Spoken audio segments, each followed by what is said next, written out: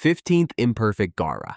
At number 15, we have Gaara in his unstable form, before peace, before purpose. This version isn't the Kazekage. He's a weapon in human form. His red hair is wild, his skin pale like a ghost, but it's his eyes that haunt you. Dark rings wrap around them, sunk deep, glowing with quiet rage. He looks like he hasn't slept in years, and that's no accident. Inside, the One-Tail Shukaku never lets him rest. Then there's the kanji on his forehead, love, a brutal self-carved symbol of loneliness. He doesn't love others. He fights to survive, to prove he exists. Sand constantly floats around him, shifting like it's alive. It protects him without command, moving with his emotions. Rough and unpredictable, it reflects the chaos in his soul. His outfit is simple, maroon tunic, loose pants, but the gourd strapped to his back is unforgettable, massive and cracked. It holds his deadly sand. Everything about this design screams tension. He moves slow, but he's never at ease. Every step feels like a warning. Kishimoto didn't create a monster. He created a walking tragedy. Gaara's look tells a silent story of pain, fear, and a child molded by violence. This design is raw, powerful, and impossible to forget. Before we jump to the next part, we want to take a moment to thank you all for your incredible support. We're on our way to 10,000 subscribers, and every single one of you makes this journey even more exciting. If you love Naruto as much as we do, don't forget to hit that subscribe button, drop a like, and share this video to help us reach even more fans. Your support keeps us going. Now, 14. Orochimaru. Orochimaru's design is a masterclass in creeping dread, an unsettling blend of elegance, madness, and inhuman ambition. At first glance, he appears almost regal, long jet black hair cascading down his back, pale skin that borders on ghostly, and a gaze that freezes even seasoned shinobi in place. His eyes, golden with slitted pupils, aren't just reptilian, they're predatory, always watching, always scheming. Every movement he makes is slow, deliberate, almost theatrical, like a snake coiling before it strikes. His outfit is deceptively simple. Beige tunic, dark pants, and a signature purple rope belt. But this simplicity only highlights how alien he truly is. It's not about the clothes, it's about the presence. His unnaturally long tongue, often slithering out as he speaks, immediately breaks any illusion of humanity. Add to that his unsettling smile, which never reaches his eyes, and you have a design that exudes calculated evil. But what makes Orochimaru unforgettable is the way his body itself is a canvas of horror. From shedding his skin like a snake to revealing a grotesque, serpent-filled true form, he's always evolving, physically and thematically. His very existence blurs the line between man and monster, science and sorcery. Kishimoto designed him not as a villain, but as a force of unnatural ambition, a living experiment. He embodies it. Orochimaru's design whispers one truth: power without morality always comes at a terrifying cost. Ritual Mode Hidan. Coming in at number 13 is Hidan in his ritual mode, a form that takes his crazed devotion and turns it into pure horror. Even in his base state, Hidan's design is intense. His pale skin contrasts with his slicked back silver hair, while his magenta eyes burn with wild obsession. He keeps his Akatsuki cloak open, proudly revealing a scarred bare chest, marked by the damage he gladly inflicts on himself. His weapon, a giant three-bladed scythe painted in red, looks like it was made to hunt souls, not people. But ritual mode is where things get truly disturbing. Once he begins his Jashin curse, his body becomes a human voodoo doll. His skin turns pitch black, covered in white skeletal lines, making him look like a living death god. At the center of it all is the glowing Jashin symbol on his chest, a pulsating reminder of his twisted faith. His eyes go wide, bloodshot with madness, and his grin stretches unnaturally, like he's enjoying every ounce of pain, both his and his victims. This form screams who he is, a cultist of carnage, laughing through agony, fueled by blood and immortality. It's a nightmare turned real, a design that nails the essence of Akatsuki's most disturbing member. 12th, Black and White Zetsu.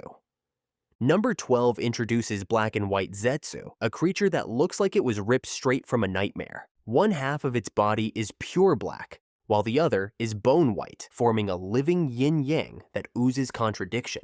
Their design screams unnatural. Leafy tendrils frame their body like a monstrous plant, and they often emerge from the ground like roots gone rogue. The white side has a blank, calm face with one yellow eye that watches silently. The black side, in contrast, has sharper features, always smirking with something sinister in mind. Their Akatsuki cloak hangs like an afterthought, tattered and blending with their strange organic form. What makes Zetsu so memorable is how alien they feel. They aren't ninjas, they're something else. Their body splits and fuses, they melt into trees, and their constant arguments make them feel both one and two at the same time. Kishimoto blurs the line between plant, monster, and man, creating a design that feels more like a mythic creature than a shinobi. Zetsu is weird, unpredictable, and unforgettable. 11th, puppet form Sasori. At number 11, we have Sasori's puppet form, where humanity ends and eternal art begins. Sasori no longer has a human body. What remains is a finely crafted puppet, polished like porcelain, but cold and lifeless. His boyish face hides nothing, no emotion, no warmth, just the eerie stillness of a doll. The only trace of his past self is his bright red hair. Under his Akatsuki cloak lies a horror show, a wooden torso with weapon compartments, rotating joints, and a cable reel for long-range puppet control. His limbs creak with mechanical precision, every movement calculated and cold. At the core of this twisted form is a single living piece, his heart, sealed inside a cylinder embedded deep in his chest. This one piece of humanity trapped inside a machine speaks volumes about Sasori's view of life and art. He is terrifying, he's strong, he's haunting because he chose to abandon being human. Every part of his design tells that story, clean, sharp, and full of tragic obsession. Sasori isn't a villain. He's a masterpiece of loss. 10th, Deva Path of Pain. Coming in at number 10 is the Deva Path of Pain, the most iconic of Nagato's 6 bodies. This version, based on Yahiko, carries a divine presence. His spiky orange hair contrasts with his pale skin, making him look both dead and powerful. His Rinnegan eyes dominate the design, perfect circles that stare without emotion. Black chakra rods pierce his face and torso, adding a brutal, almost mechanical touch. These rods are more than decoration. They're the keys to his control, symbols of how far Nagato has gone to enforce his version of peace. The cloak is crisp and clean, flowing as he floats midair using Shinra Tensei. His posture is always straight, composed, like a god looking down on the world. Kishimoto kept his design minimal, but every detail is deliberate. The Deva Path isn't flashy, but that's the point. He represents calm destruction, righteous pain, and overwhelming power. This is what happens when peace is born from suffering. The design speaks loudest in silence, and that's what makes him unforgettable. 9. Mu. At number 9, we have Mu, the second tsuchikage of the Stone Village, a design wrapped in silence and secrecy. At first glance, Mu looks plain, a bald, aged man with a long goatee and sharp, calculating eyes. His clothes are traditional, layered robes in shades of gray and beige, blending perfectly with the harsh, rocky aesthetic of Iwagakure. But look closer, and the mystery unfolds. Bandages cover part of his head and one eye, hinting at hidden injuries, or perhaps secrets too dangerous to reveal. His posture is upright, calm, but there's a tension in his stillness, like he could disappear at any second. And he can. Mu's ability to completely vanish using his dust release is part of his design. He feels like a ghost from a forgotten war, slipping through time and space unnoticed. The muted tones of his outfit make him look half faded even when he's there. There's no flash, no flamboyance, just quiet, deadly presence. Mu doesn't need to look like a monster to terrify. He is the silence before destruction. Kishimoto turned him into the embodiment of minimalism, and that's what makes him unforgettable. 8. Sage Mode Jiraiya. Number 8 is Sage Mode Jiraiya, a transformation that turns the fun-loving pervy sage into a mythic figure. Jiraiya already stands out with his wild white hair, kabuki-style red vest, and scroll-packed gear. But Sage Mode gives him a glow-up of epic proportions. His eyes change first, golden with horizontal pupils, like a toad that's seen centuries of battle. Red streaks curve around his eyes and nose, sharpening his face and adding a primal edge. Tiny warts even form on his nose, subtly tying him closer to his toad brethren. And then there's the scroll, huge, heavy, humming with senjutsu power, strapped to his back like he's carrying an entire mountain of jutsu. His red cloak flares dramatically, boosted by his elevated chakra. On his shoulders sit two ancient sages, Fukasaku and Shima, adding both wisdom and a strange comedic charm. Sage Mode Jiraiya feels ancient, powerful, and wild. His design balances two sides, the goofy mentor we love and the deadly warrior we respect. It's this duality that makes his final moments so powerful and his look so legendary. Number 7, Hanzo. At number 7, we meet Hanzo of the Salamander, a design soaked in poison and dread. The first thing you notice? That gas mask. Big, bulky, and fitted with long tubes. Hanzo breathes poison thanks to a venom sac in his body, and this mask is both his weapon and his curse. His armor is heavy, layered dark plates, a high collar, and a dominating presence. It's practical for war, but also intimidating, like a mobile fortress. Slung at his side is a deadly sickle and chain weapon, a brutal tool that pairs perfectly with his swift, lethal style. Hanzo's summon, a giant salamander named Ibuse, reinforces his toxic motif. Even when he removes his mask, his expression remains cold and commanding. His bald head, sharp features, and piercing eyes radiate power and fear. The color palette, misty grays and dull greens, captures the rain-soaked, war-torn world he comes from. Hanzo looks like a legend. His design tells a story of fear, power, and the price of being too strong for too long. Even the Sannin respected him, and when you see him, you understand why. 6th, Dual Rinnegan Jubidara. Number 6 is Dual Rinnegan Jubidara, Madara at his most terrifying, reborn as the 10 Tails Jinchuriki. His body becomes otherworldly, pale, almost porcelain skin etched with black flame-like markings, and horn-like spikes crown his head like a twisted halo. Both eyes blaze with the Rinnegan's infinite rings, radiating divine energy and merciless power. Behind him float the truth-seeking orbs, dark spheres of absolute destruction, orbiting like moons around a new god. The shinobi armor is gone, replaced by a jagged chakra mantle that pulses and twists like living chaos. His right side still bears old battle scars, a human reminder, but his left, alien, mutated, a mass of shifting flesh and energy, symbolizing his fusion with the 10 Tails. This is a transformation into something beyond human, beyond shinobi. Kishimoto designed Jubidara as a visual storm of power, pride, and tragedy. He's no longer Madara, he's a force of annihilation. 5th Sage Mode Kabuto. At number 5, Sage Mode Kabuto slithers into the spotlight, no longer the sidekick, but a full-blown predator. His skin mutates into a scaly, reptilian texture, shimmering like a snake's hide. 2 horns curve from his skull, echoing Orochimaru's twisted legacy. His eyes become golden slits, sharp and cold, framed by black streaks that coil down his face like venom. His cloak mimics a cobra's hood, wide and looming, swaying as he moves with eerie fluidity. Look closer and you'll see something move beneath his skin, faint outlines of snakes, alive and writhing inside him. It's unsettling, unnatural, and absolutely brilliant. But the final detail, the glasses, simple, nerdy, and out of place. It's a haunting callback to the old Kabuto, a medical ninja turned monster. This isn't a new form. It's a shedding of everything weak, revealing the predator underneath. 4. True Form Kisame. At number 4, we dive into the ocean's nightmare, True Form Kisame. Fused with Sarmehada, Kisame sheds the last of his humanity. His skin turns darker blue, gills split open along his neck, and fins rip through his arms and back. His eyes glow like a deep-sea predator's, cold and ancient. His teeth jagged and monstrous, forming a grin that promises violence. Sarmehada's texture becomes one with his own, fusing man and blade into a living weapon. The scales on his body shimmer with chakra, and water constantly swirls around him, like he's dragging the ocean wherever he goes.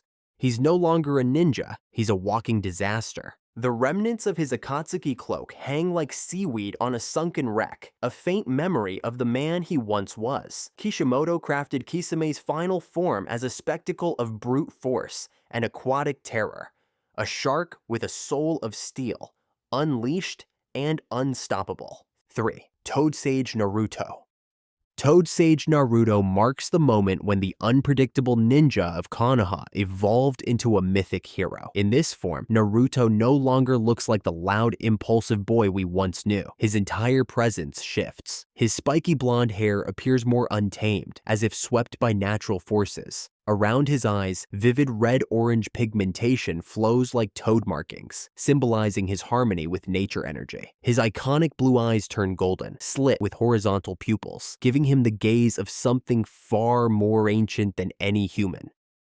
He sheds the orange jumpsuit in favor of a majestic red cloak, adorned with black flame patterns. It flows like chakra itself, capturing the movement of wind and energy. A massive scroll strapped across his back connects him to his toad mentors, Fukasaku and Shima, and their legacy. Even subtle details like the slight webbing between his fingers and the grounded way he stands reflect the power of Sage Mode, rooted in stillness and awareness. This design isn't just visually appealing, it's a milestone in Naruto's journey. It embodies his maturity, discipline, and respect for those who came before him. It's a visual statement that Naruto is no longer chasing strength blindly. He's learning to listen, feel, and fight with purpose.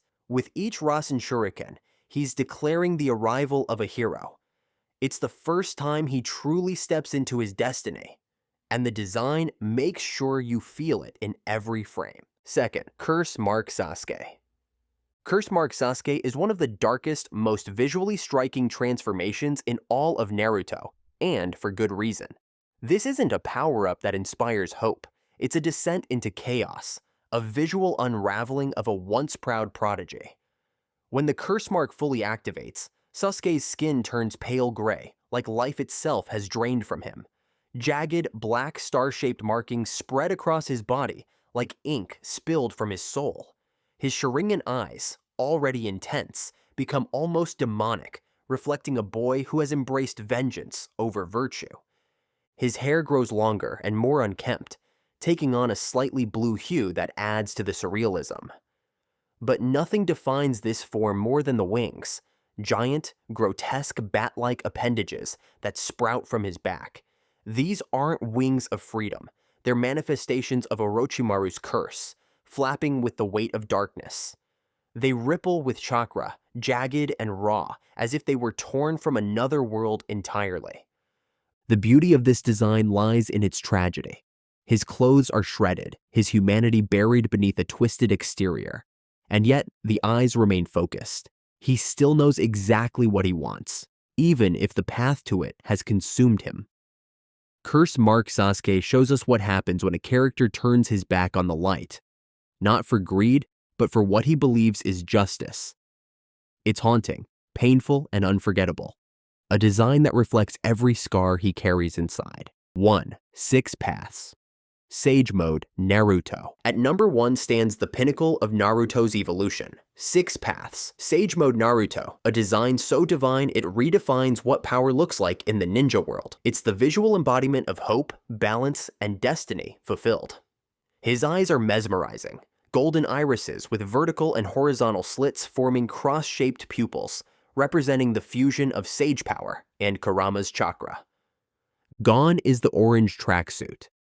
In its place, a radiant gold-tinged cloak clings to him like liquid light, patterned with Magatama symbols that echo the Sage of 6 Paths himself. His body glows faintly with chakra, his skin infused with celestial energy. Black truth-seeking orbs hover in a perfect arc behind him, silent yet threatening, capable of disintegrating all matter they touch. His hair flares with an ethereal edge, as though touched by divine wind, and the seal of Kurama pulses gently at his chest. But it's the aura that truly defines this design. Naruto no longer fights with desperation. He moves with grace, confidence, and a deep understanding of peace through strength. Every flicker of his cloak, every footstep he takes, radiates the presence of a messiah. A boy who once had nothing, now standing as the world's savior. This is the ultimate Naruto. Not only a ninja, but the living embodiment of everything he, and the series stood for. A visual triumph worthy of legend. Thanks for watching till the end. See ya.